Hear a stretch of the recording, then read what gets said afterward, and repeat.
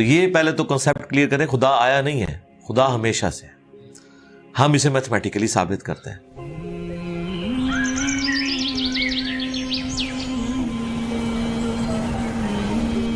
دیکھیں جو universal truth establish ہو چکے ہیں اس کو تو آپ کوئی دوبارہ سے چیلنج نہ کریں، یعنی یہ یونیورسل ٹروتھ ہے کہ 2 + 2 = 4، ٹھیک ہے؟ اب اسے کوئی 5 یا 3 بنانے کی کوشش کرے تو ظلم پر مبنی کام کر رہا ہے۔ آپ دوبارہ سے ویل بھی انوینٹ کر لیں تب بھی یہ میتھمیٹیکل ایکویشن تو اپنی جگہ رہے گی۔ بالکل اس طریقے سے یہ چیز اسٹیبلش ہو چکی ہے کہ کائنات پہلے نہیں تھی تو آئی ہے۔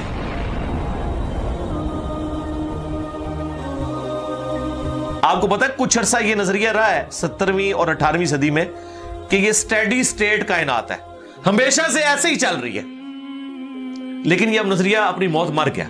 ہم جس ایرا میں بیٹھے ہیں نا، یہ نظریہ ختم ہو چکا ہے، آج سے نہیں، بگ بینگ کے بعد سے ہی، جب وہ ہبل نے ٹیلیسکوپ کے ذریعے چیز دیکھی تھی 1920s میں، تو ہبل نے یہ دیکھا کہ کائنات میں جتنے بھی یہ اجرام فلکی ہیں، یعنی آسمان پہ جتنے آپ کو سیارے ستارے نظر آ رہے ہیں نا، ان میں ایک کامن چیز یہ ہے کہ سب ایک دوسرے سے دور جا رہے ہیں۔ اور اس کے لیے اس نے اسپیکٹرم جب ڈرا کیا، اسپیکٹرم جب گریجولی کسی چیز کا لائٹ کا اسپیکٹرم ریڈ کی طرف شفٹ ہو، اٹ مینز کہ وہ آپ سے دور جا رہی ہے۔ تو یہ چیز لاجیکل تھی کہ جب یہ دور جا رہی ہے تو اس کو ٹائم میں ریورس کیا جائے تو کسی ایک جگہ سے شروع ہی ہو، یعنی میں ہاتھ میں کچھ بالز پکڑوں اور انہیں یوں پھینکوں، سارے ایک دوسرے سے دور جائیں گے، اور یہ ایک یونیورسل ٹروتھ ہے کہ یہ دور اس لیے جا رہے ہیں کہ کہیں ایک جگہ سے یہ سٹارٹ ہوئے تھے۔ یہ تو ایک نیچرل چیز ہے۔ اچھا، انہوں نے کہا کہ اگر ہم ٹائم کو ریورس کریں اور ایسے پوائنٹ پہ پہنچ جائیں کہ جہاں سے یہ چیز سٹارٹ ہوئی تھی، تو اس کو سائنٹسٹ نے نام دیا کہ وہ ایک ایسا پوائنٹ تھا کہ جس کی ڈینسٹی انفینٹ تھی، نہ ختم ہونے والی، اور والیوم 0 تھا۔ والیوم 0 ہے اور ڈینسٹی انفینٹ ہے، اٹ مینز کریشن ایکس نہیں لو، عدم محض سے وجود، کچھ نہیں تھا تو یہ ہو گیا۔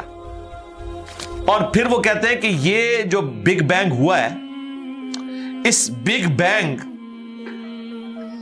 کے بعد اگر 1 سیکنڈ کے ٹریلین حصے کے اندر بھی ذرا سی ڈسٹربنس آتی تو یہ کائنات وجود میں نہیں آ سکتی تھی۔ اور یہ تو صرف وجود میں آنے کی بات ہے، پھر جو billions of fine tunings planet earth کے اوپر موجود ہیں، ہر سیارے کے اعتبار سے ہیں، زمین کا سورج سے فاصلہ، پھر ان کی گریویٹیشنل فورس، ان کی موومنٹ، سپیڈ، یہ تو ایک پوری ایک سمجھ لیں ایک ایسی فیلڈ ہے جس میں انسان جا کے گم ہو جاتا ہے۔ ان ساری چیزوں کو کنسیڈر کر کے سٹیڈی سٹیٹ کائنات کی تھیوری تو ہوگی ختم اور بگ بینگ ہوگی اسٹیبلش۔ اب یہ تو ثابت ہو گیا کہ کریشن ایکس نہیں لو ہوئی ہے، یعنی انسان یا کائنات یہ پیدا ہوئے ہیں۔ پرابلم تب تھی آپ کے لیے جب آپ یہ مانتے کہ یہ بھی ہمیشہ سے ہیں، ہمیشہ سے انسان پیدا ہو رہے ہیں اور دوسرا اینڈ کوئی نہیں ہے۔ یہ تو مسئلہ حل کر دیا آپ کا سائنس نے، ان کا نہیں، کریشن تو ہوئی ہے۔ اب اس کا کریٹر ہے یا نہیں ہے، اس کے اوپر وہ آ کے بات کرتے ہیں۔ اب یہ جو فائن ٹیوننگز ہیں، ان کو سمجھنے کے لیے اتنے دماغ کی ضرورت ہے، اتنے برینز کی ضرورت ہے، ڈی این اے کی سٹرکچر کو سمجھنے کے لیے، اس ہارمونی کو سمجھنے کے لیے، بنانے کے لیے نہیں سرکار، اتنے برینز لگ جائیں۔ آج تک ہم ڈسکوریز ہی کر رہے ہیں، یہ جتنے ہم چیزیں دریافت کرتے ہیں نا، وہ ہم قانون قدرت دریافت کرتے ہیں۔ یعنی اگر ہم نے یہ چیز ایکسپلور کر لی ہے کہ سورج مشرق سے نکلتا ہے، مغرب میں غروب ہوتا ہے ود رسپیکٹ ٹو زمین، ویسے تو غروب ہوتا ہی نہیں ہے نا، نکلتا ہے، تو یہ ایک فزیکل فینومینا ہے جو ہم نے ڈسکور کیا ہے۔ اس فینومینا نے سورج کو پیدا نہیں کیا، یہ کریٹر آف سن تو نہیں ہے، یہ اگر آپ کو پتا چل گیا۔ انڈے میں سے چوزا نکلتا ہے اور چوزا اتنے عرصے کے لیے انڈے کو آپ گرمائش میں رکھتے ہیں 22 دن کے لیے مرغی کے نیچے یا کسی مشین میں، تو اس انفارمیشن نے چوزے کو پیدا نہیں کیا، بلکہ یہ چوزے کے پیدا ہونے کے بارے میں انفارمیشن ہے۔ آپ اس کے اندر مزید چلے جائیں، جتنا ڈیپ ڈگ کرتے جائیں، الٹیمیٹلی آپ کی ایک انفارمیشن ایڈ ہوگی۔ یہ نہیں ہوگا کہ آپ کو یہ پتا چل جائے کہ اس نے پیدا کیا، وہ تو مرغی کو خود نہیں پتا جو پیدا کرنے والی ہے. کروکوڈائل کو, ایلیفینٹ کو یہ پتہ ہی نہیں میرے اندر کیا کیا کوالٹیز ہیں. جس کو یہ پتہ ہی نہیں میرے اندر کیا کوالٹیز ہیں, انسان کو نہیں پتا ابھی تک میرے اندر کیا کوالٹیز ہیں. یہ تو بھی سائنس تھوڑا بہت آپ کو ایکسپلور کر رہی ہے. تو کریٹر تو ہم ان کوالٹیز کے ہے ہی نہیں ہے. اور پھر پیچھے ایک برین اس اعتبار سے ہے کہ وہ ایک آرگنائز طریقے سے, اور یہ بھی چیز ڈیفینیٹلی فیزیبلٹی کے تحت آپ سمجھیں میتھمیٹکس میں اسٹیبلش ہو چکی ہے کہ یہ پورے ایک آرگنائز طریقے سے جو چیز چل رہی ہوتی ہے اس کے پیچھے ایک برین ضرور ہوتا ہے. برین کے بغیر یہ کوئی ڈیزائن کر نہیں سکتا. فزکس کا second law of thermo dynamics جو ہے کہ انٹروپی یا تو کانسٹنٹ رہتی ہے یا انکریز کرتی ہے, یعنی ڈس آرڈر. خدا نہ خواستہ یہاں پہ دھماکہ ہو جائے تو ہر چیز بکھر جائے گی. اس کے بعد دنیا کا کوئی دھماکہ دوبارہ اس کو اس حالت میں ارینج نہیں کر سکتا. اس کو کہتے ہیں انٹروپی, کہ کہیں پہ بگاڑ آتا ہے تو وہ بڑھتا ہے. یہ ہو سکتا ہے کہ مزید آپ لوگ لائیں تو یہ بگاڑ اور بڑھتا جائے, یا جتنا ہے اتنا ہی رہے, واپس آرگنائز نہیں ہو سکتا جب تک کہ دوبارہ سے انٹروین کر کے آپ یہ کرنا. جس طرح وہ زیارت میں انہوں نے محمد علی جناح کے وہ سارے وہ میوزیم تباہ کر دیا تھا دہشت گردوں نے, تو دوبارہ سے انہوں نے بنایا, تو خود بخود تو نہیں بنا. دھماکے کے بعد تو سب کچھ خود بخود پھیل گیا تھا, لیکن دوبارہ اس جگہ پہ لانے کے لیے آپ کو بجٹ لگا ہے, برین لگا ہے, ایفرٹ پٹ کی ہیں, پھر جا کے وہ آرگنائز ہوا ہے. تو اس کا مطلب ہے آرڈر بنانے کے لیے برین چاہیے ہوتا ہے, ڈس آرڈر کے لیے کوئی مسئلہ نہیں. اور ڈس آرڈر کے بعد دوبارہ آرڈر بن جائے اس کے لیے برین چاہیے. سرکار یہ کون سا ڈس آرڈر ہے, یہ کون سا بگ بینگ ہے؟ چھوٹا سا دھماکہ آرگنائز نہیں کرتا, چیز کو بگاڑتا ہے. اور اتنا بڑا دھماکہ, اتنا بڑا آرڈر لے آیا ہے کہ پلانٹ ارتھ کے اوپر 2 ملین سے زیادہ سپیشیز ہیں. ایک ایک سپیشی کے اوپر آپ زندگی گزارے, آپ صرف اس کی عادتیں ہی نہیں بتا سکتے کیا ہیں. یہ تو چھوڑ دیں کہ یہ بنی کیسی ہے. تو یہ تو ایک نہ ختم ہونے والا سلسلہ ہے. تو یہ برین تو اسٹیبلش ہے.